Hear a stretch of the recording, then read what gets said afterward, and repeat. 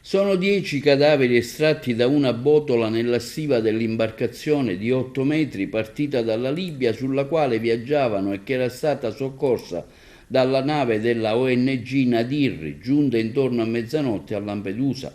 Sono uomini dai 18 ai 30 anni, dai tratti somatici riconducibili al Bangladesh o al Pakistan. Al molo del porto dove è avvenuta l'operazione anche il sindaco dell'isola Mannino, che ha continuato a ripetere: è uno strazio, è uno strazio. Al molo Favarolo intanto è arrivata la motovedetta della Guardia di Finanza con a bordo altri 55 migranti, tra cui 10 donne e 14 minori. Tra i piccoli anche un neonato di un mese. Il gruppo è composto da gambiani, guineani, nigeriani, ghanesi, senegalesi. Ha riferito di essere partiti da Sfax in Tunisia.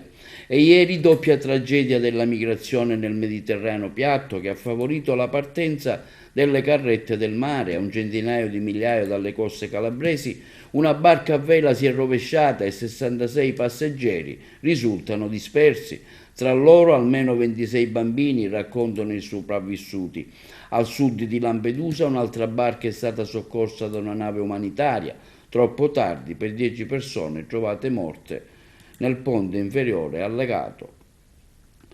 La nuova strage all'indomani del G7 di Borgo Egnazia ha lanciato una coalizione per prevenire e contrastare il traffico dei migranti.